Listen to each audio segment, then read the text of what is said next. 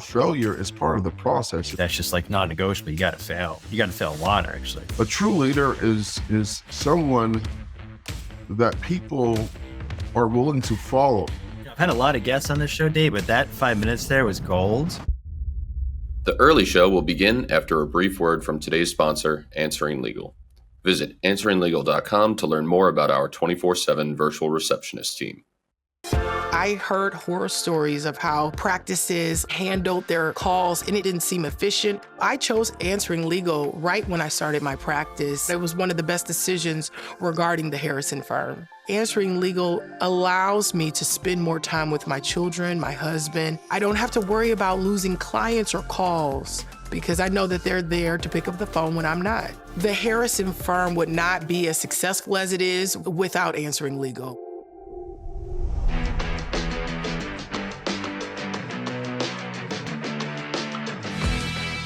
Hi, everyone. Welcome to another episode of The Earley Show, sponsored by our friends over at Answering Legal. As always, we bring you the very best guests in the legal industry. And today we have a real treat. We have Dave Thomas from Law Tigers. Dave is a guy who I've come to know on the circuit, on the conference circuit and the conference trail. I asked him to come on to the show today because he's a guy that understands connection. He understands how to impact the community, how to be authentic. And that's where he and I really connect. And I like what he's doing. And I wanted to bring him on because us lawyers can always improve upon getting into the community, helping people, uplifting the community, because that's just really what good firms do. And so we're going to learn a lot from Dave. Super smart guy. He's a very sharp dressed man, which I like always. He always has good flair. And so I'm really excited to get into it with him. But these are powerful concepts, right? Getting into grassroots, connecting with the community. That stuff is really important. So it's important to me on a personal and professional level. It's important to Dave. That's why I'm excited to chop it up with him. So as always, everybody, make sure you sharpen your pencils. I'm sure there'll be plenty of writer downers on this episode of the show, The Earley Show. So Dave, welcome to the show. How are you today? Hey, man, Chris, thank you, man. I'm doing great, by the way. I'm here in Scottsdale, Arizona, man, and I finally get to enjoy this place, as we spoke about, man. It's burning up here during the summer. So, yeah, I'm doing great. Thanks for asking. Oh, thank you. So I just want to share a quick story with the audience. So I'm at Miami NTL, which is National Trial Lawyers. It's last January. And I'm sitting in the audience. I'm just taking notes on my phone. I'm doing something. And you get up on stage and I think you're on a panel and you're talking about community marketing. I keep using the word impact because that's what I'm thinking about. Impacting the community by helping the community. And out of nowhere you go, and my guy Earley, on LinkedIn, I'm like, holy shit, like you and I had never even met. So when you shouted me out from the stage, not only did it make me feel really good, which I appreciate because we all like to be acknowledged, but there was a room full of really successful people from across the country. And you shouted me out. We had never met, but you saw some stuff that I do on LinkedIn. I saw stuff you do on LinkedIn. So we were like friends who hadn't met yet. But I wanted to share that with the audience as we open up, Dave, because that shows the power of sometimes we're putting content out there. We don't know if anyone's picking it up, reading it, but they are. You got to put stuff out, but you got to be your authentic self. I think Dave's an expert in sniffing out inauthenticity. And I think, he was able to see that I'm trying to just do my little thing here and just put out stuff. So I appreciate the shout out. Then what happens at PimCon, he does it again. He shouts out, I'm like, this guy, I love this guy. There's a attorney behind me because let's you pass me the next. I said, yeah, way to go, man. Good job. So that I appreciate you. I'm grateful to you. That's why I wanted to bring you on because you and I connect. And I'm grateful for that small thing you did, which is actually pretty big. So thank you, man. 100%, man. Yeah, you don't owe me a thanks. It's, real recognize real. That's a layman's term for putting it. But man, I appreciate what you've done and what you continue to do, and I love that. Your emotional connection with your audience is really from your true self, and being able to expose that, being vulnerable is not always easy, especially if you're successful or even viewed from the public. We place attorneys, lawyers on a higher pedestal, just like doctors, and sometimes our success gets in the way of being authentic and being open is great, being open and honest with your audience. And you do that very well, man. So I just, really, applauding those efforts and wanted to shout you out. So yeah, man. No, it means a lot. Being open, I like that word, right? I think we all have to be a little bit more open. You said vulnerable. It needs to be more vulnerable. So I want to get into Law Tigers, right? Yeah. But I kind of want to, I always like to start at the start. Could you just take us back? I know a little bit of your story, but for the audience who doesn't know Dave Thomas yet, could you just share about upbringing, what it was like, lessons learned? Take us back, please. Yeah, man. And you have to have a long show for that, but I'll give you the high level overview version. So I am originally from Northern California, the Bay Area. I talk about my mother a bunch, Daisy May, when I'm on stage, and my father, unfortunately passed away when I was 6 years old. And Sorry. yeah, thanks, man. And but it was, it impacted me. Obviously, it was a tough kind of go at it when being as coming up, without a father. But Daisy May, she stepped in and she kind of wore both hats, and she surrounded me with the right village. I had exceptional grandparents in place and aunties and uncles, and I talked about that. So yeah, man, my early, upcoming was very humble, right?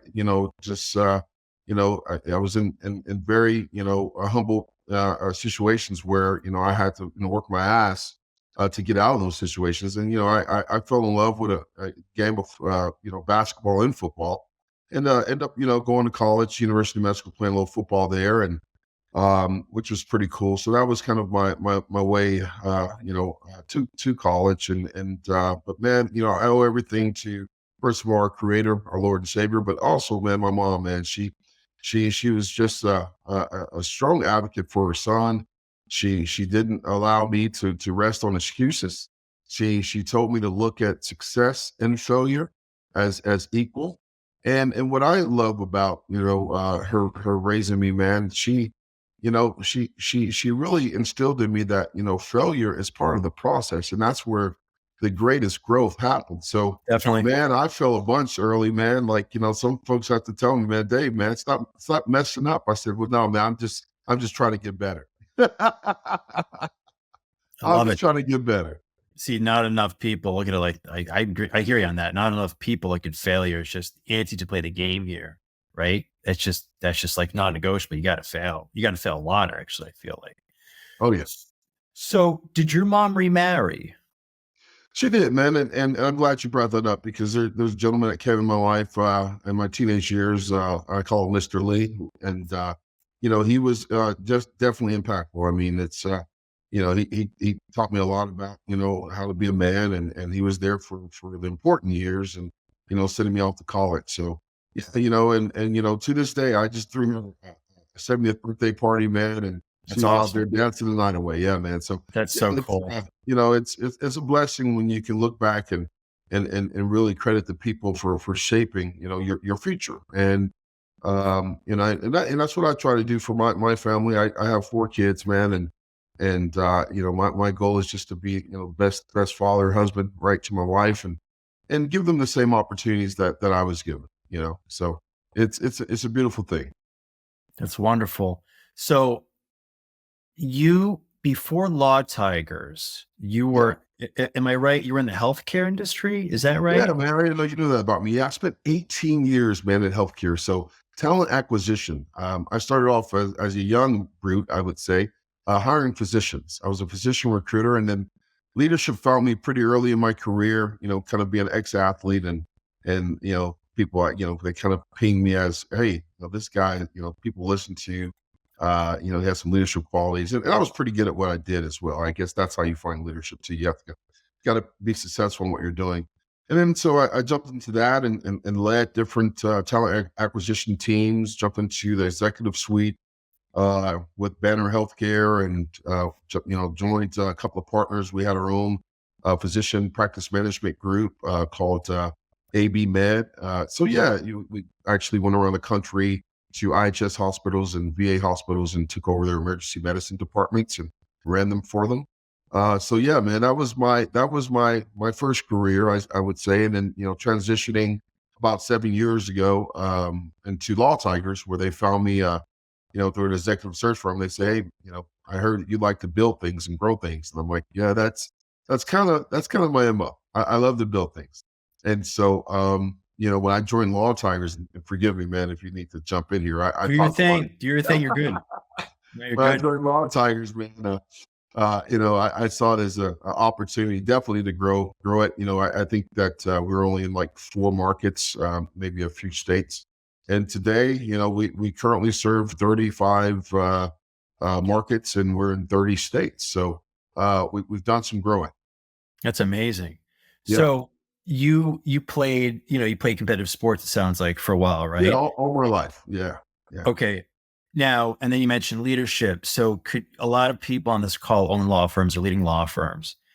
What were some leadership lessons that you took, right on your path to, to growth as a man, right? We're all trying to grow and get better. Like, what to you was leadership? Was there someone in particular who taught you about leadership?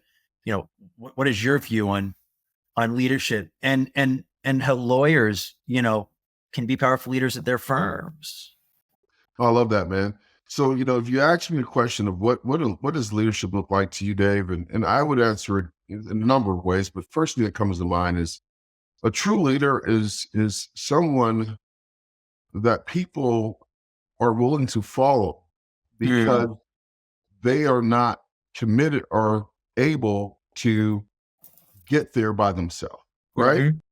And so, but when I look at leadership, man, it's it's I go back to the hard the challenges of leadership, man. Good leaders are those that are very transformational leaders, right?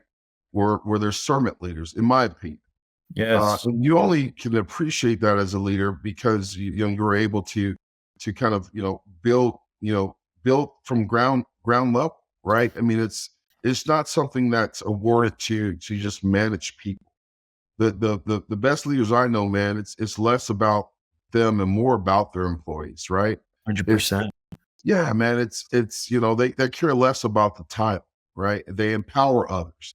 Just with them being in the room, they make you better. And so, I was having a conversation just yesterday with one of my kids. He's a pretty talented athlete. And I came home and I asked him, did he stretch and did he do this certain workout? And he kind of moaned under his breath. And I said, hey, Walker, come here, man. And he came with his shoulders, head down. And I said, no, man, I'm not mad at you. But I said, do you want to be good or great? And he said, I want to be great. And I said, well, the difference between good and great, man, is that great people do things that they do not like to do. Mm-hmm. Oh, yeah. And they're willing to do things that others aren't willing to do. So just remember that, right? And so I share this because I think that's even in alignment with leaders, man. It's really a calling. I think there's a lot of false leadership in many spaces. And because a lot of times people find leadership because they're really good at what they do, right? Early, I call you Early, man. No, please do. I love it. I love that last name, man. I wish I know when I was late for dinner, okay? Yeah, that's what I'm saying. Yeah, I can't be late for the Early Show. I know it. But yeah, man. So when it comes to leadership, I have a different perspective on that. Where you leave from different seats on the bus, right? It's all about empowering your teams and caring. I think there's, like I said, false leadership. Let me get back on topic there. False leadership is that you have to lead with a heavy hand, right? You have to pretend to be something that you're not. That's false leadership. And where I'm going with this, a lot of folks they do come into leadership because they're good at what they do, but they don't understand people, right? Right. And so really understanding people makes leadership, in my opinion, easy, right? And because it allows you not to really lean on your egos or your own success. It allows you to really tap in and say, okay, what's important to others, and how can I support them in the best manner? And I'm going to celebrate their success just like it's my own, right? It's shared success. And I always tell people too, man, you can tell a good leader too, man. Like if you're around a leader and they don't light up and get excited when you enter the room, you may want to find another leader to be, to report to. because generally, man, I've led in many different capacities, and I'm joyful and excited, man. That's the greatest return on investment of being a leader, is watching others grow and be successful in their own rights. I mean, I'll do that all day for free. You know, that's what matters the most. I've had a lot of guests on this show, Dave, but that 5 minutes there was gold, because that's Thank you, man. more important than running a law firm. This is about parenting, about, being a strong leader in your house, a strong man in the house, right? And that's stuff that is near and dear to your heart, my heart as well. So that's really important. I just want to give a book recommendation. It's called Extreme Ownership. This guy Jocko Willink. Did you read that? I just finished it. Great book. That is a good one, right? Because that hits like so many freaking leadership pillars that you have. This is such hard stuff. Like it's almost impossible, because you're like, am I being too hard? Am I being not hard enough on them? Am I right? Am I putting it? But you said something before about kind of like, are you followable? Are you someone worthy of being followed? Right? Like you got to earn your stripes. And so again, almost everyone on this call listening to this is running a law firm as a leader. So I encourage you to read that book that Dave and I both read, Geek Out on Leadership. He mentioned servant leadership. I just read about that like only a year ago. So this stuff is important. This is how you grow an organization, a law firm. This is how you move mountains. I feel like, right? People rallied to your cause. I don't have a lot figured out, Dave, but right before our call started, I made a mistake and I didn't do something for my friend that I was supposed to do. And I fell and I'm not applauding myself, but I fell on my sword. I said, I just screwed that up. That's not me. I got to get better. Cause like once you train your mind, like you got to be humble, right? You got to be willing to eat last, if you will. Right. And like when you screw up, you have to own that. Like I screwed up. I need to get better. What does that do, Dave? Right. It charges the troops. It's like, so he's falling on his sword. So it's okay for me to fall on my sword too. So I feel like, that's where great things happen, I believe, So what you just said really resonated with me. And I know it's going to resonate with everyone else too, who's just listening. So 100%, man. I appreciate that. And it's all about just, living in gratitude and being thankful, man. It's an overall position and mindset of the person, right? It's, you'll find, you hit something earlier too. I just want to revisit. It's impossible to be a great leader in your field of work and be a horrible person outside. 100%. Or not tending to your family, or being a good husband, or being a good father, or a good wife, or a good mother. So you can't do two. So I always tell, where else, I always have to say, for my family and my friends, I have mentors that I speak to. I'm also, I mentor folks. But I always say, where else does this show up in your life? I ask myself that a bunch too, because nobody's perfect, and so, yeah, man. So that's what it's all about. Walk the walk, right? You can't be a part-time leader. Accountability, man. Yes, sir. I love it. So that was so thank you for sharing that. So, obviously, you're a major part of Law Tigers. You just mentioned earlier how it's scaled. So you sort of, I don't want to say stumble, because you were in it, you were doing great, but you sort of just happened upon this legal marketing agency, right? Which is very different from healthcare, which is kind of cool to sort of do a career pivot after almost 20 years, right? And so you guys doing something right, because you're growing this thing. I know about Law Tigers. Could you tell the audience about Law Tigers, what you guys do, who you help? Yep. So Law Tigers, we've been around about 24 years, Chris, and first I like to say it's a heck of a niche, right? I can take some credit for growing and building this thing, but I will be transparent, man. I knew when I met with both Ari Levenbaum and War Levenbaum, who are both co-owners of Law Tigers and founder, I knew they had something special, right? I mean, I have a good business mind, I like to say, and as I was learning more about the personal injury space, and I start looking at the more significant serious injuries involving, accidents. A lot of those align to motorcycle, accidents and trucking. These are some of the most highly sought after cases because they're catastrophic injuries that are associated with it. And then unfortunately, there's just a whole lot of them, right? But something was unique about the motorcycle space. I fast forward because I'm a quick start. So, well, that's why I'm in sales.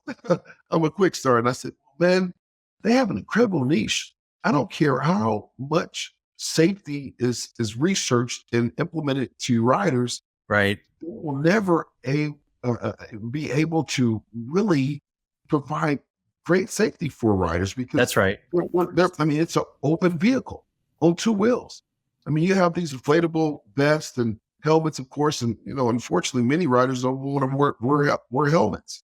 But it's just an incredible niche for personal injury. So what we do at Law Tigers, we have two parts of the business. We have B2B, that's the side I run, right? I'm forward facing to attorneys like yourself, looking to grow and expand Law Tigers. We partner with them across the country. And then we have the B2C side where we're targeting riders across the country as well. And then we have an association of members who actually we license the program to. So it's almost similar to like a franchise model. It's a direct plug and play into your firm. We don't want to disturb your existing brand. And I'm glad I'm going here because there's a false, perception or conception that, because most attorneys say, well, why should we partner with Law Tigers, man? Why should I pay for another brand, instead of my own brand? I'm going to put that energy and effort to my own brand. And I said, well, we're not here to disturb your brand. We're actually here to come in as a companion brand. And if you look at some of the most successful companies in the world, such as let's speak on Nike and Jordan, there's Pepsi. And when you bring companion brands, it takes a little pressure off your existing brand and allows you to tap into other markets and gain a reasonable share of the market. So it's a smart way of doing business. If I'm running a firm, I'm going to have multiple brands because I know some folks are going to love, Happy Go Jolly, Big Dave, right? But some folks are not going to care for them. So I know that my brand, what I'm saying here is my brand can only take me so far. There's a threshold. And I've spoken in the last 7 years, I've spoken with hundreds. I can probably even jump into thousands of firms across the country. So I've done my homework. And what many people don't know, I've spoken with solo practitioners all the way to your rainmaker firms, Chris. And some of the rainmaker firms, they've sought me out and they said, Dave, tell me about this Law Tigers thing. I'm like, well, shoot, man, why are you calling me? You don't need us, man. Yeah. You're killing it. You don't need us, man. He says, no, I don't know if you get it. My brand can only take me so far. We've reached a threshold. I'm actually doing all of this marketing just to keep out the competitors. I need additional brand to go get additional market share. And that's when I first had an aha moment. I'm lucky I had that conversation early in the game. And I'll give the name. It's Robert Rubinstein out of Florida. You're probably familiar with Robert. Very successful a law firm there. And we were at National Trial Lawyers and we sat across from each other. And I said, man, thank you. He said, what do you mean? I haven't done anything for you. I said, no, you've done a lot. You really gave me perspective. Now you made my job easy. So when I speak with potential firms that's looking to partner with us and want to capitalize on these high value cases, that's where I started first. It's a companion brand, right? And it's a market that is so trusting once you're able to establish that connection with the audience. And we've already done that, right, across the country. So we actually, established that credibility with our partnership firms, and it's a direct plug and play. And I hate to say it this way. I guess we're getting close to, holidays, but it's the gift that keeps on giving year over year. It just scales. That's wonderful. Well, I like that idea of a complementary brand, right? It's sort of a shot in the arm that's built for you. Let me ask you a question. So how much effort is required for the attorney? The attorney signs up today. Right? What's incumbent upon the attorney from sort of a sweat equity perspective to do? As much as you like to do. In fact, we do everything for you. So we pride ourselves in that. When I say plug and play, we want you just to be a great attorney, right? We're generating these cases to you. We have member relationships team, intake team that does a soft intake, a direct pass through your firm. We do all the marketing for you. We make it very clear that you own Law Tigers in your area. And man, synergistically, it just complements your existing brand. And it's a great way to scale. And actually, it it changes the lifestyle of many of our firms. Like I said, I'm a very surface level individual. So I'm all about the relationship. Mhm. Yeah. And Oh, so, sure. and I've seen, 7 years, counting. I've seen the change in firms that we partner with, and I'm just happy I didn't make them happy twice. And that's my little joke: when happy to see me come and happy to see me go. So, and that's the only way I tell them, look, I'm not here to make you happy twice. I want to make you happy once. Yeah, no, I And hear that. yeah, and anything I'm gonna do, man, you know me. I'm gonna put my name or even work for a company or a marketing firm that I don't feel that can make a huge impact and do what we say we. Right. So it sounds like, again, plug and play, but if the attorney wanted to really roll up his or her sleeves and get it, that could maybe be kerosene in the fire, right? Really accelerate the opportunity with Law Tigers. Because yeah, you can just, you could write a check, or you can like write a check and also get out there and like be present, right? For these events, like really shake hands and go to these events, right? Well, I we feel like it's what you promote that. make of it, kind of. 100%. And the best result we get is that we're definitely engaged. We actually come to shop talks. You may want to come to an event here and there as well. I mean, we do things obviously involving riders, a bunch of rallies and things of that nature. But a lot of people don't know, man, we're with children in hospitals. We support first responders, It's the great. military, veterans. We do a lot with the local community. And so that we give so many opportunities for our partners, our attorneys, to come out and participate, and they love it. Actually, it's pretty fun. I think the most the value proposition with Law Tigers is, man, it's like iconic branding, right? Mm. That's the best thing they did is they made this tiger their logo, and this is like a sports team, man. People fall in love. You're a Cubs fan, you fall in love with that C on your hat, man. You know, Yes. same thing if you're a Raiders fan. It's almost like a religion. Like they don't even win ball games, and people still wear their Raiders stuff every weekend. You know? Die hard. Yeah. Yeah, dollars. And so when Warren Levenbaum came up with that, he studied it actually. So here's a little history. I won't take too much of the time. So Warren Levenbaum is the founder of Law Tigers, right? He practiced as a defense attorney for 30 years. Get this, Chris. He was basically underpaid, overworked, failing marriage. He's totally transparent about this story, and he's an avid rider. So how he would really balance the stress of his defense practice was by jumping on his bike. And many riders, we call it wind therapy. So he's traveling up to Sedona. Obviously, we're here in Arizona, and he sees a group of riders, bikers, and he's waving to them. And he gets to this stop, and they all kind of congregate at this stop, and they just start fellowshipping and conversation. And he realized he had an aha moment. Now, mind you, he's 56 years old at this time, Early, and he says, "Oh my goodness, I have a built-in commonality with a group." And that's what I've been trying to, capture, being an attorney. How do I build my book of business? How do I gain, that traction, right? That's another great book. Traction Definitely.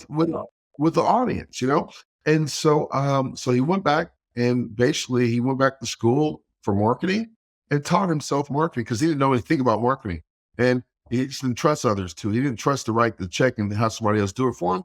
So he beta tested on his firm, some of his partners' firms, and fast forward 24 years now, and he's pinching himself every time he wakes up in the morning. I think he's 77, 78 now, and living his best life. And man, he's built something incredible, and it's a powerhouse. And I think that I share that story because it's a pretty cool story, right? For those of you that may think that, man, I'm in my 50s and I'm winding things down. I'm looking to see how I can do less now. This guy he was re-energized. He was like, I love it. I love it.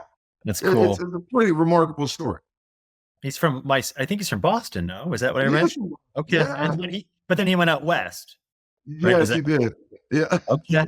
That's a lot of East Coast folks find their way to the desert. It must be all the hummus and yoga out here. It gets tough out here, Dave, in the winter. It's legit. Yeah. Let me ask you. So you have your hands very involved.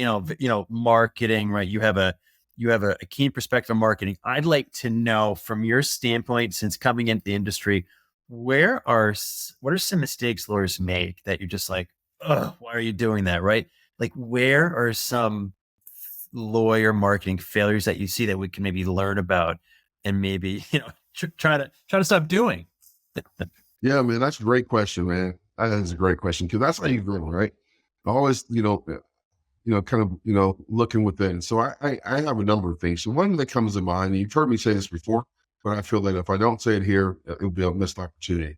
Most attorneys are transactional, right? Yes. So the last 7 years, I've been on a heavy push of really shifting their paradigm, right? Because I get it. It's, everybody's looking at acquisition costs and, it's like, I give you this, I want this. We have to look at marketing out of a different lens. And what I mean by that is marketing is not an expense, it's an investment. And normally anything worth investing in, it takes time and patience. You have to play the long game. You have to play the long game, right? And so that's a big mistake, is that they're not patient enough to see results. So they just hop from anything because they this is what happens. They go to all these mastermind groups, they go to all these conferences all year long, and they walk away to all these nuggets. And I'll just be real with you, because I'm friendly with a lot of attorneys. They only probably less than 3% even implement anything that they learn at these conferences. That's because right. I speak with them after the fact. Yep. However, that creates a FOMO, fear of missing out. And so many attorneys, when I speak with them, I ask them, what have you done in the last 5 years? What have you done as far as marketing? And then I ask them, their ROIs. I want to understand, where's the value? Many of them, first, they can't tell me that. And then they'll say, well, I saw this firm doing it. That's why I'm doing it. That's the wrong reason. You're not gonna, obviously jump off the roof because another person jumped off the roof. So you got to really understand what's important to you in your firm, and you have to have a plan, right? And so that's one I like to mention. But also, I also see a lot of this going on in the legal community when it comes to marketing, where they'll just try something once. And if it doesn't work, they move on to the next. See, our program, and I'm not pitching it, but I just want to give you a clear, distinct difference of what's offered out there. We do traditional advertisement, digital, and grassroots. That's kind of our synergistically, marketing wheel, if you will. That's our approach. We call it infinity market. But what we know is that, and then when you look at our traditional buys, we don't even compete against some of the larger firms in the areas where we serve. But we're very strategic. So we want to make sure that we don't put all of our ducks in just to one basket. Right. Where we have a nice, even playing field. We know that grassroots is definitely the big push for us. And many people overlook that because they're so caught up in digital. I mean, you can't go order a burger now without going to a kiosk and ordering your, everything's digital. They want AI. Right. They want to take away the common touch. So when I tell people, I'm flipping this question, where is the low-hanging fruit? Where does the low-hanging fruit lie? It's right there in your community. So another mistake that attorneys make is that they will try this and that, but they'll give it maybe 3 months or maybe 6 months, and they'll say, David, didn't work. And my number one response to them is what I say is, well, maybe there's a disconnect somewhere. What do you mean by that? Well, you're paying for traditional, you're doing some digital, but have you gone out into the community? Do they know who you are? Do they believe you? Is there emotional connection? Have you been vulnerable enough to make that connection? Because I always say, the more vulnerable you are, the deeper the connection. 100% all day long, man. That's so it. They can go ahead and pass it off to their marketing director or someone in their office, and then they can just go to conference, play some golf, and hang out, and take in the important cases. Right? No, it didn't work that way. You gotta roll up your sleeve, and that's why I value what you do, man. Because you got it right, and that's why I didn't know. Man. Yeah, but when I was on stage that day, I remember it was in Scottsdale, Business of Law 2023, and if I'm not mistaken. And when I saw you in the audience, you just came top of mind. I said, "Man, Earley, you're doing it right, man. I can know what you're doing." It means a lot. Thank you. So I just want to ask you a question. So you spoke at PimCon, and this is a really good lesson for the audience. Anyone who wasn't at PimCon, and you talked about, you had some slides, and it was about a law firm who got out in the community, and the law firm owner literally rolled up his sleeves and was working right in the community. And you're like, so what is this guy doing that most people don't do? And the answer was obvious. Like he's there. He's like on boots on the ground, handing out stuff to communities, uplifting the community. I bet you beat your head against the wall thing. Like, why can't more, why don't more people do that? Because it's, as you said, genuine connection to the community. And I think that's really missed. I want to share a couple of things that we do at my firm that I've stolen from some other lawyers that I think could help the audience. Every month, my team, we vote on, and this is related to getting out in the community. Every month, my team votes on a cause. Hey, who are we going to donate $500 to in December? And everyone votes, and the unanimous winner, I'll just deliver a check. That's easy to do. It's not skin off my back, but it's like directly impacting the community. It helps my team, and it helps to literally, because sometimes I can't go out 40 hours a week and, roll up my sleeves in the community, obviously, but getting out there and impacting the community, I think is so important. And it's a win-win for your team. When you get out there, like, let's be real, you're going to get cases, like you're going to get a ton of cases, like the more you do this, but that's not why you should do it. Because that's invariably a consequence of giving is you're going to get. But like, get out there in the community and help. The other thing I want to share is I'm talking about community marketing. I'm publishing a book, Dave. It's a memoir. It's coming out literally in a few weeks, and it's very vulnerable. It's very real. So my point was to share my story and to hopefully speak in front of adolescents who are growing up around addiction and are traumatized. And so, like, what's going to happen? Opportunities, but my business will grow. I didn't do it for that reason. But when you show up like you and me, and you're yourself and you're real, it's just like you can't lose. So you can't, as you know, Dave, Laura, you can't fake this stuff because you'll sniff it out. I think LinkedIn has been good for me because I'm just like real. I just like let it rip, and people want real. They don't want you pounding your chest, right? So I just wanted to share those two things and that great lesson you brought up. I love that, Early. I love that. I'd love to get your book when it's out, man. Thank Let me know. I think what you're saying is you're meeting people exactly where they're at. Yeah, that's all I know. That's so important. That's all. And then I also see that you're making deposits. See another confusion amongst attorneys, and that goes back to the transactional mindset. Yeah. They're looking for the returns, but they haven't made a deposit. Yeah. Yeah. Right? Like going to the bank. Yeah. Like, why can't I get money out of this ATM? Why can't I get this? It doesn't work like that. Because you didn't make any deposits. No. Same thing with your community. Same thing with your marketing. Same thing when it comes to cases. Yeah. You got to go out there and make deposits in people. And that, and I'll talk about this a bunch. Keep people first, they'll keep you first. It's absolutely. It's just a law of nature. It's just a law of the universe. Let me ask you this. You get a lot of public speaking opportunities. You're always, you're on stage a lot, and that's just like the best network possible. How can lawyers get those opportunities? How can either, the guy in his 50s or the gal in her 20s just starting out, like, how do you create these opportunities to speak and get in front of lawyers? Yeah, well, that's a great question.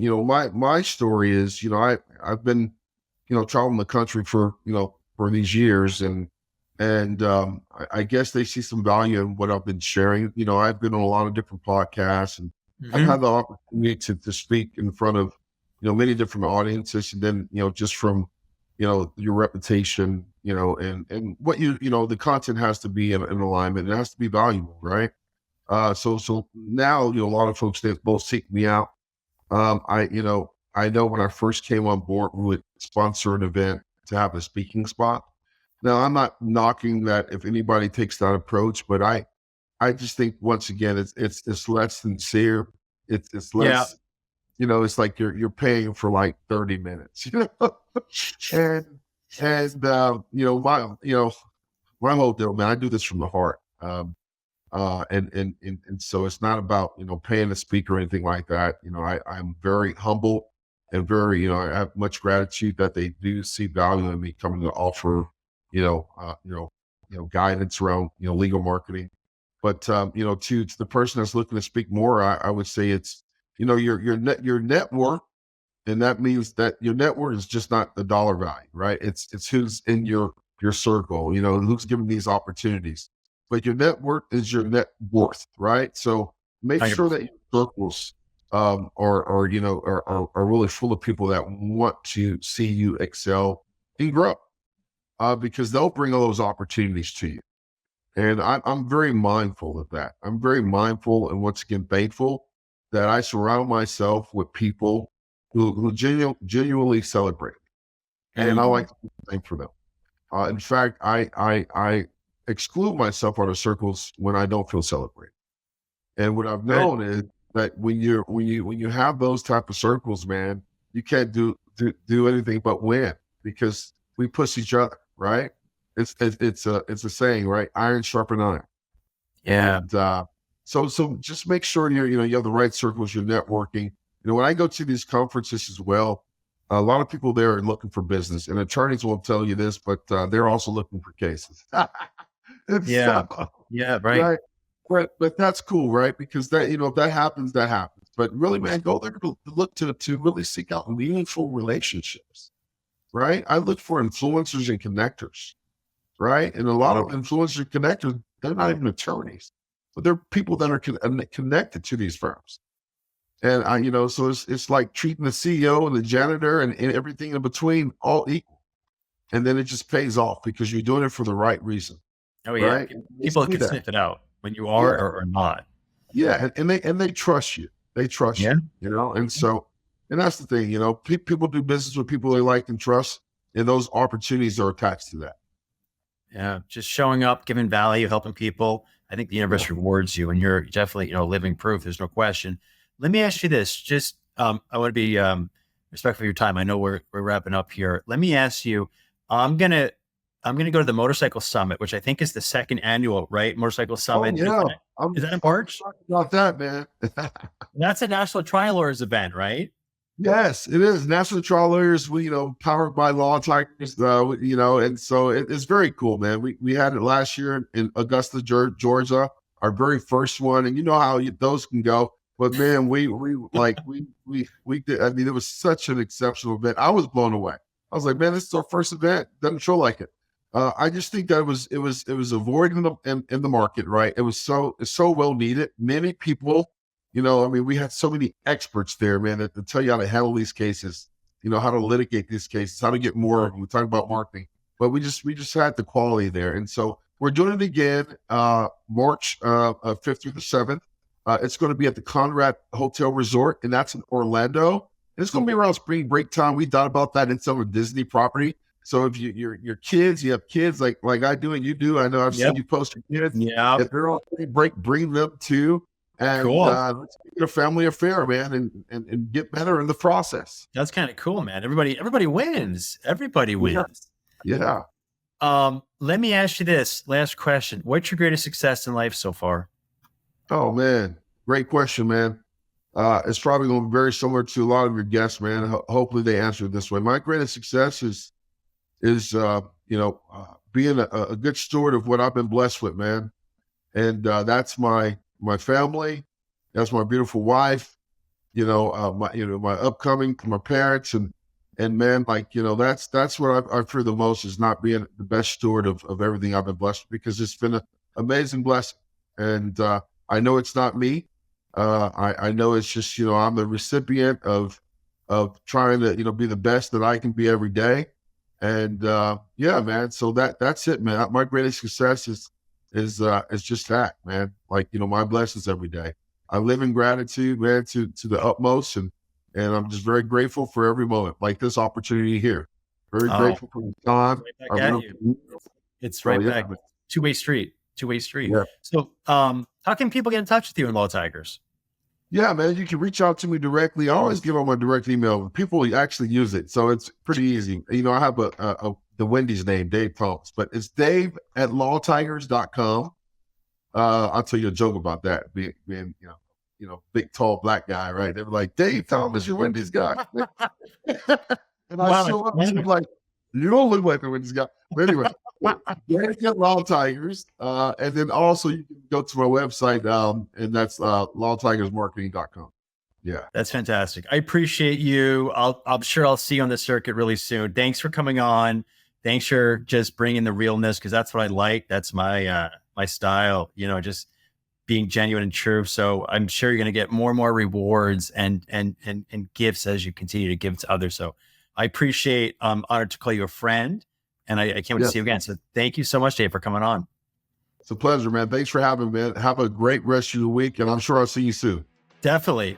So that's it for this episode of The Earley Show. Be sure to check out more episodes of our show on Spotify, Apple Podcasts, and the Answering Legal YouTube channel.